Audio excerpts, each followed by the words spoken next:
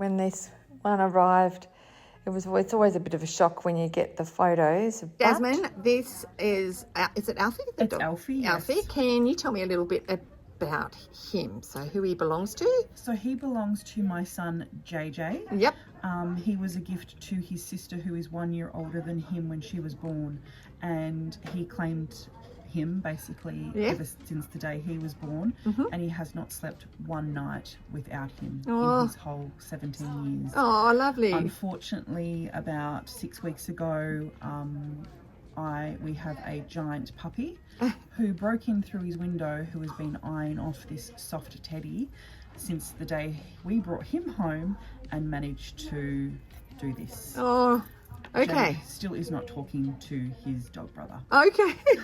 What kind of dog is it? It is a 83 kilo Neo Mastiff named Doobie. Oh, God.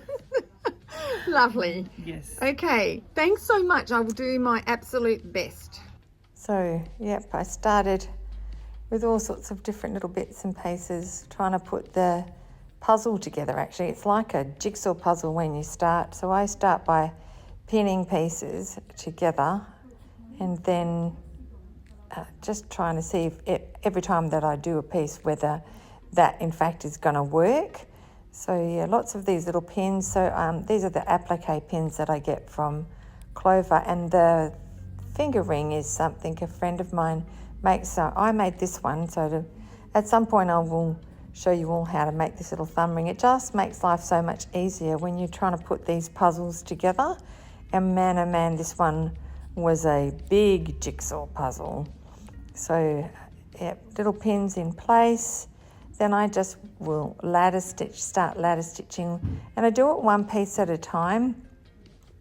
These pieces were obviously going to go together, so I do it one piece at a time so that I can pull together the puzzle. I keep calling it a puzzle, but it really is a puzzle. So you just start by ladder stitching where you start, and then keep going. So ladder stitch is the best thing to use for pulling this together. It's quite a simple stitch where you just scoop up something from one side and come across to the other, and just continue to pull it all together. It's just a little bit of a bit of one side and then move across to the other. You can actually use the thread as a guide to help you where to go on the other side of the hole.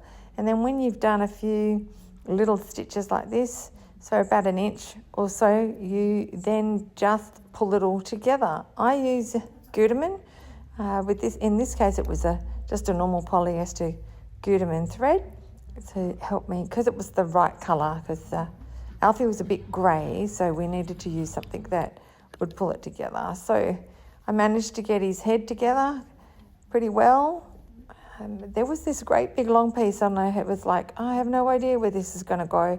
But yeah, I managed to fix the head and sew those ears back in place.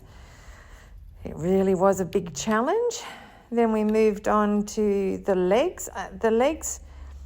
Again, there was a random piece. I didn't know where that fitted. So the legs, I just had to sort of try to work out that puzzle, put a bit of stuffing in, pull it together. And like I do all the time, I just sort of start something and hope for inspiration. I quite often do get inspired. So this was the other leg that had actually been torn completely off. So this was another side of the puzzle. So we're having to stitch those pieces together. And if you can see the blue towel, it's because it's on my lap. So then popping it back on the table, and I was starting to get closer and closer to getting it together.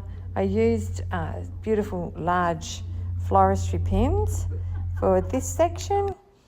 Then again, popped him on my legs. So the blue towel is just to protect my clothing. I've ruined so many clothes pulling things together like this. So I do most of my work on my lap because I can get it really close and have a really good look. So whenever you see a blue towel, that's it. And there's the finished fella.